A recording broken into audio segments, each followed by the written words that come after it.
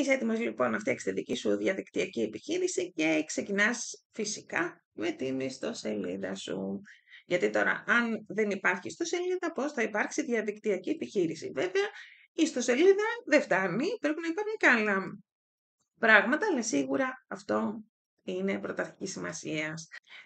Το πρώτο απ' όλα, πριν ξεκινήσεις να κάνεις οτιδήποτε, είναι να σκεφτείς πολύ καλά ποιοι είναι οι στόχοι σου και να προσδιορίσεις τι θέλεις να έχεις πετύχει μέσα από αυτή την ιστοσελίδα ή μέσα από αυτή τη διαδικτυακή επιχείρηση, τέλος πάντων, τι θέλεις να έχεις πετύχει σε 1 χρόνο και τι θα θέλεις να έχεις πετύχει σε 5 χρόνια. Εγώ αυτή την ερώτηση την κάνω πάντα και αυτή τη συζήτηση την κάνω πάντα με έναν καινούριο πελάτη. Για ποιο λόγο? Πρέπει να έχουμε μία προοπτική για το μέλλον. Τι εννοώ?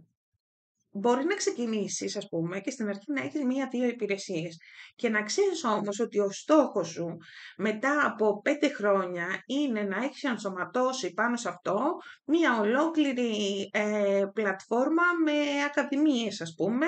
Και όταν θα μου πεις ότι σε 5 χρόνια εγώ, Αναστασία, θα ήθελα να έχω ενσωματώσει πάνω στην ιστοσελίδα μου μία ολόκληρη πλατφόρμα που θα είναι γεμάτη βιντεάκια τα οποία θα δίνουν πρακτικές συμβουλές στον κόσμο που θα επισκέπτεται την ιστοσελίδα μου. Τελείως διαφορετικό. Πρέπει να βάλουμε άλλες προδιαγραφές, πρέπει να έχουμε τα δεδομένα, τα αρχικά, να μην πάμε από το πουθενά. Είναι σημαντικό αυτό. Επομένως πρέπει λίγο να τα καθορίσεις αυτά. Πρέπει να καθορίσεις τι τύπος ιστοσελίδας σε εξυπηρετεί σε αυτό που θέλεις να κάνεις. Δηλαδή μπορεί πρόσφατα, ας πούμε, μου έτυχε, μπορεί να μοιάζει ξεκάθαρα, αλλά δεν είναι. Πρόσφατα μου έτυχε, ας πούμε, και φτιάξαμε ένα site για ένα βιβλιοπωλείο. Περιμένεις ότι το βιβλιοπωλείο, τι θα κάνει? Θα φτιάξει ένα e-shop, ας πούμε, που θα βάλει όλα τα βιβλία και θα τα πουλάει διαδικτυακά. Κι όμως δεν ήταν τόσο απλό. Δηλαδή το θέμα δεν είναι τι πιστεύω εγώ ή τι είναι το πιο σύνηθες. Το σημαντικό είναι τι θέλει ο πελάτης να κάνει. Όταν έκανα λοιπόν το ραντεβού με τον πελάτη, αυτό που ήθελε ήταν να παρουσιάζουμε μέσα στην ιστοσελίδα κάποιες απόψεις, κάποιες κριτικές για κάποια βιβλία. Είναι σημαντικό λοιπόν να καθορίσεις το στόχο σου και να βρεις, τέλος πάντων, με όποιον νομίζεις ή μόνος σου, τον τύπο της ιστοσελίδας που θέλεις να φτιάξεις.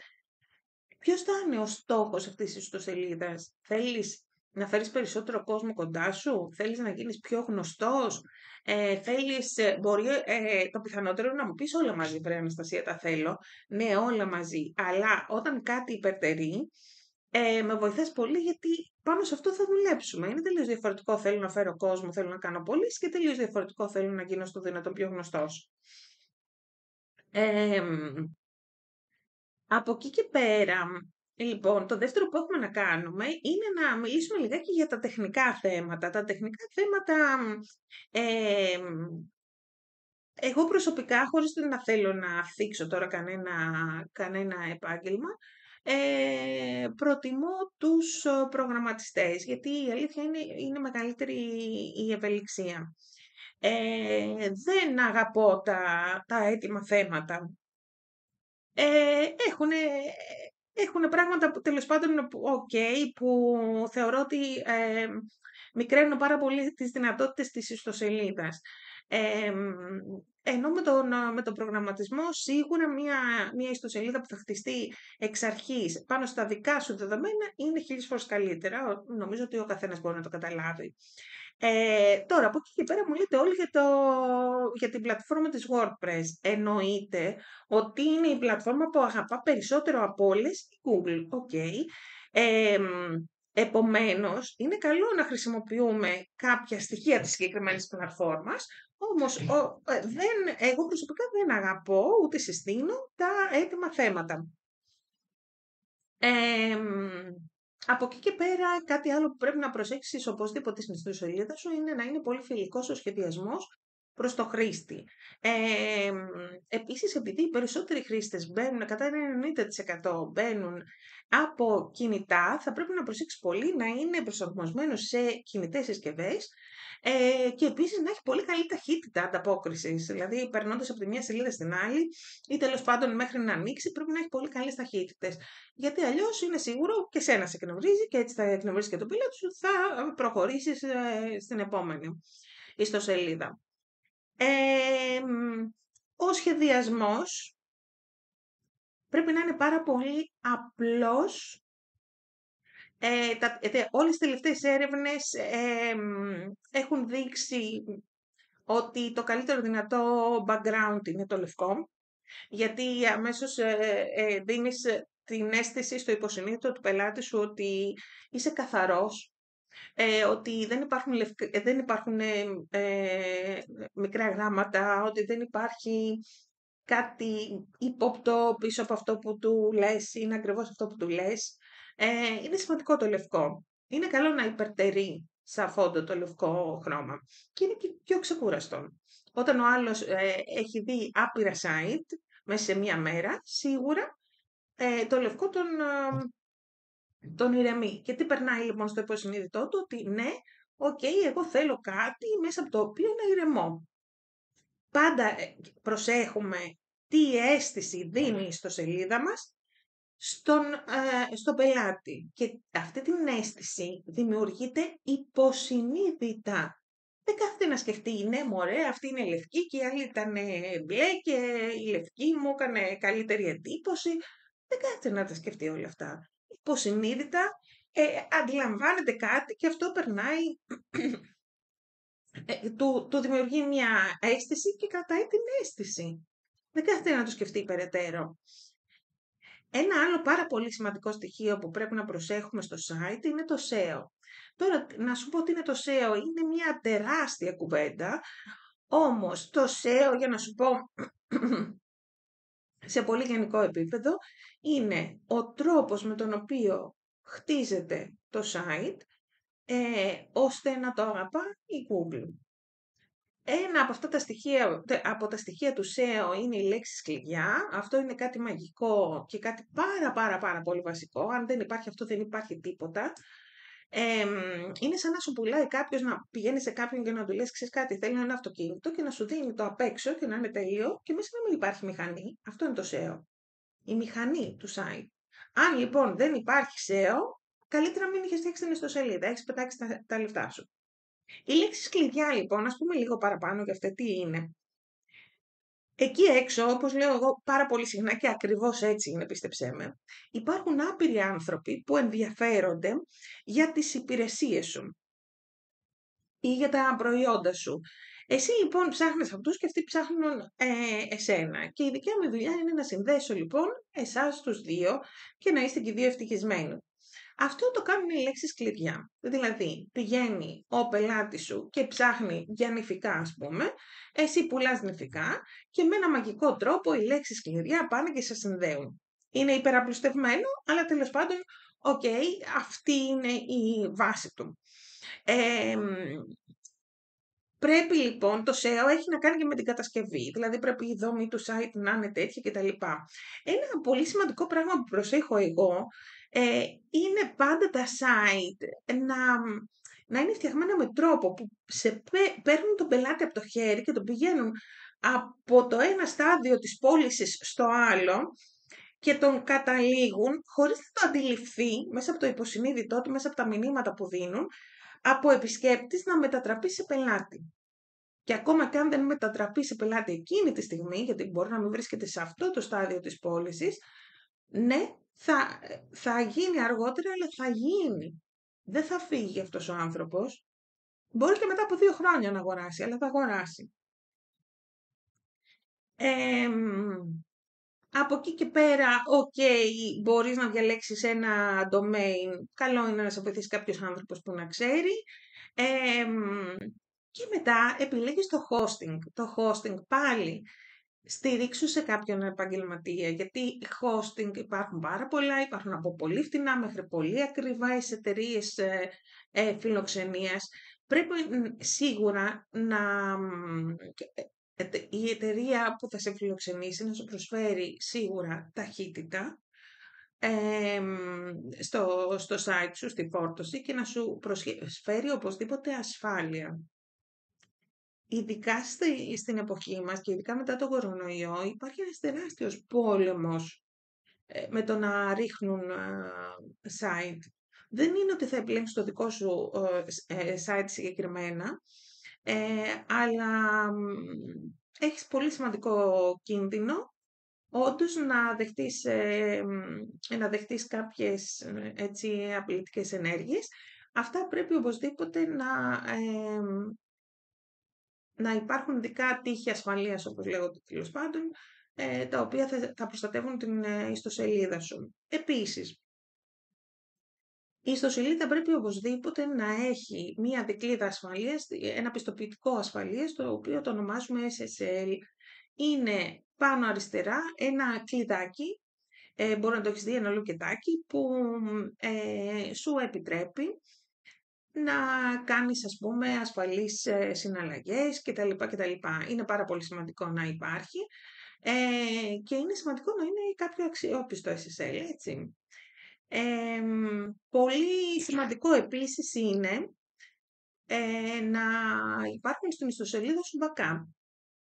Όλες οι εταιρείες που σέβονται τον εαυτό τους κρατάνε backup, έχουν ειδικό τεχνικό τμήμα και έτσι αν δημιουργηθεί κάποιο πρόβλημα στο site σου μπορούν να ανεβάσουν backup και να είναι πολύ γρήγορα να ανανεωθεί. Μπορεί να χάσει κάποια πράγματα, αλλά σίγουρα δεν θα χάσει όλη τη δουλειά.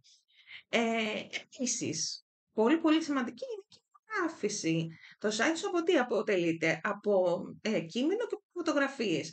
Είναι πολύ σημαντικό λοιπόν να είναι σωστές και οι φωτογραφίες και είναι πολύ ο λόγος πάνω στο τι σημαίνει σωστή, στις σωστές διαστάσεις, τα σωστά χρώματα, το κυριότερο είναι το σωστό feeling, το σωστό μήνυμα που δίνει στο υποσυνείδητο. Είναι πάρα πολύ σημαντικό. Και από εκεί και πέρα η κειμενογράφηση. Η κειμενογράφηση, εκτός ότι πρέπει να περάσει τα μηνύματα που θέλεις εσύ να περάσει, είναι πάρα πολύ σημαντικό να εμπεριέχει τις λέξεις κλειδιά. Άρα, 1000 φορές δώσ' σε ένα κειμενογράφο να το φτιάξει σωστά. Καλά, δεν μιλάμε τώρα να έχει συντακτικά και ορθογραφικά λάθη. Τώρα εκεί, είναι τραγικό. Το καταλαβαίνεις και μόνος σου. Και επίσης το περιεχόμενο, σε ό,τι αφορά τα κείμενα, πρέπει να έχεις περιεχόμενο αξίας. Δηλαδή δεν έχει σημασία να λες συνέχεια μέσα στο site σου και είμαστε καλύτεροι και πάρε οπωσδήποτε από εμάς και είμαστε φανταστικοί και είμαστε οι πιο φτηνοί και ξέρω εγώ τι. Αυτό δεν μετράει καθόλου. Είναι απλά ένα κουραστικό κείμενο το οποίο ο άλλος θα το διαβάσει, θα το προσπεράσει. Το θέμα λοιπόν ποιο είναι? Το θέμα είναι να υπάρχει περιεχόμενο αξίας μες στο site σου. Να έχει κάποιο λόγο ο άλλος να μπει και να κάτσει. Δηλαδή, να βρει χρήσιμα άρθρα, να βρει χρήσιμες λεπτομέρειες, να βρει πράγματα που τον αφορούν σχετικά με αυτό με το οποίο έχει να κάνει το επάγγελμά σου. Αν όχι, τσάμπα την έχεις φτιάξει την ιστοσελίδα. Μετά, εντάξει, την έφτιαχνε στο σελίδα, έβαλε και 5 άρθρα, όλα καλά. Όχι, δεν είναι έτσι. Τον επόμενο μήνα, την επόμενη εβδομάδα δεν πρέπει να ξαναενημερώσει το περιεχόμενό σου για οποιαδήποτε εξέλιξη. Δεν πρέπει να βάλεις καινούργια πράγματα. Ένας άνθρωπος που μπήκε το προηγούμενο μήνα και ξαναμπαίνει τώρα δεν πρέπει να βρει κάτι καινούριο. Αν δεν βρει κάτι καινούριο, είναι σαν να λες, ας πούμε, ότι ναι, άνοιξα αυτή τη βδομάδα το μαγαζί μου. Πέρασε τόσο κόσμος, όποιος πρόλαβε ψώνισε. Εγώ την άλλη εβδομάδα πάω διακοπές. Και υπάρχουν άνθρωποι που έχουν φτιάξει την ιστοσελίδα τους και έρχονται, ας πούμε, μετά από 5 χρόνια σε μένα και δεν έχει ανανεωθεί τίποτα. Και νομίζουν ότι όλα, δεν υπάρχει πρόβλημα. Όχι, παιδιά, δεν είναι έτσι. Είναι απλά τα πράγματα. Πρέπει να το σκέφτεσαι ακριβώς όπως είναι το κατάστημα. Δηλαδή, έφτιαξε το κατάστημα και για τα επόμενα 5 χρόνια δεν ανανέωσες τίποτα. Ούτε τα πράγματα που πουλάς μέσα, ούτε την εμφάνιση, τίποτα. Και είναι όλα καλά. Δεν είναι. Από εκεί και πέρα, καμία ιστοσελίδα δεν είναι ασφαλής και νομότυπη αν δεν υπάρχει πολιτική απορρίτου και όροι χρήσης της ιστοσελίδας. Είναι πάρα πολύ σημαντικό. Έχει να κάνει με το GDPR, είναι πάρα πολύ αυστηρός νόμος της Ευρωπαϊκής Ένωσης. πρέπει οπωσδήποτε ο πελάτης να γνωρίζει ποια είναι τα στοιχεία που θα κρατήσεις για αυτόν μέσα στην ιστοσελίδα σου, τι θα τα κάνεις, για πόσο καιρό κτλ. Είναι πάρα πολύ σημαντικό, μην το αφήνετε στην άκρη, γιατί τα πρόστιμα είναι τεράστια. Δεν μιλάμε για 1.000, για 2, για 5, είναι πολύ μεγάλα τα πρόστιμα. Και από εκεί και πέρα, πολλοί μου λένε ότι εντάξει, να κάνω την πολιτική απορρίτου, αλλά γιατί να κάνω, ας πούμε, τους όρους χρήσης. Οι όροι χρήσης θα σε γλιτώσουν από πάρα πολλούς μπελάδες και χρήματα και είναι σημαντικό να τους κάνεις. Πραγματικά εμπιστεύσουμε σε αυτό. Αν έχεις οπωσδήποτε πρέπει να κάνεις, να βάλεις τους τρόπους πληρωμής και τα λοιπά, φρόντισε να βάλεις όσο το δυνατόν περισσότερους και πιο εύκολους τρόπους πληρωμής και φρόντισε το καλάθι σου και η διαδικασία της αγοράς και πάω στο καλάθι και βάζω τα στοιχεία κτλ. Να είναι πολύ σύντομη και πολύ εύκολη. Πάρα πολύ σημαντικό. Από εκεί και πέρα, σημαντικό είναι να εγκατασταθούν analytics μέσα στη σελίδα σου, ώστε να βλέπουμε ανά πάσα στιγμή, να μπορείς να έχεις άποψη πόσοι άνθρωποι μπαίνουν, σε ποια σελίδα κάθονται περισσότερο, σε ποια σελίδα και μετά βγαίνουν αυτοί οι άνθρωποι, γιατί αυτό μας δίνει δείγματα τι πρέπει να βελτιώσουμε, τι πρέπει να αφήσουμε ίδιο κτλ. Η εξυπηρέτηση πελατών και η επικοινωνία είναι πάρα πολύ σημαντική, γι' αυτό και στο contact us συνήθως υπάρχει μια φόρμα επικοινωνίες. Αυτοί πρέπει να είναι συνδεδεμένοι πολύ καλά, ώστε να σου έρχονται σύντομα τα mail σου σύντομα. Μια ωραία λύση είναι να βάλεις συχνές ερωτήσεις, ώστε ο κόσμος να μην χρειάζεται, ας πούμε, να πάρει τηλέφωνο, αλλά να μπορεί να βρει άνετα κάποια ερώτηση που την κάνουν όλοι. Και μετά φυσικά αυτό που μας μένει είναι δεν υπάρχει περίπτωση να είναι ολοκληρωμένη στο σελίδα σου αν δεν έχει social και κατ' επέκταση διαφήμιση. Τα social είναι τόσο μα τόσο σημαντικά, θα σου πω γιατί. Γιατί, όπως είπα και πριν, ο άλλος αλλά λέει, ας πούμε, έχεις μια ιστοσελίδα με ελαιοχρωματισμούς. Και λέει, α, τι ωραία, πολύ ωραία προσφορά, πολύ ωραία, είναι και κοντά με αυτός ο άνθρωπος και όλα τέλεια. Από εκεί και πέρα όμως, είναι Αύγουστος και αυτή λείπει διακοπές. Και θέλει να το κάνει, ας πούμε, τον Οκτώβρη. Πώς μπορείς εσύ να συνεχίσεις να κρατάς επαφή με αυτόν τον άνθρωπο, ώστε να σε προτιμήσει τον Οκτώβρη? Γιατί μέχρι τότε δεν σε θυμάται, είναι απολύτως βέβαιο, έτσι. Άρα, τι κάνεις, τον προτρέπεις να μπει στα social σου, που σημαίνει ότι μετά από εκεί θα βλέπει διάφορες αναρτήσεις, άρα θα είστε σε συνεχή, θα σε βλέπει συχνά και επομένως θα σε θυμηθεί και θα σε προτιμήσει όταν θα σε χρειαστεί. Και επίσης, θα τον καθοδηγούμε να αφήσει τα στοιχεία του στο newsletter. Αν όντως βρει πολύ χρήσιμα tips, άρθρα κτλ. Και γενικά τον κάνεις να τον ενδιαφέρει στο σελίδα σου, τότε θα αφήσει και το email του και έτσι θα μπορείς να δουλέψεις και με το email marketing. Πάρα πολύ σημαντικό και το email marketing. Και από εκεί και πέρα φυσικά υπάρχει μια αλληλεξάρτηση ανάμεσα στην ιστοσελίδα και τα social.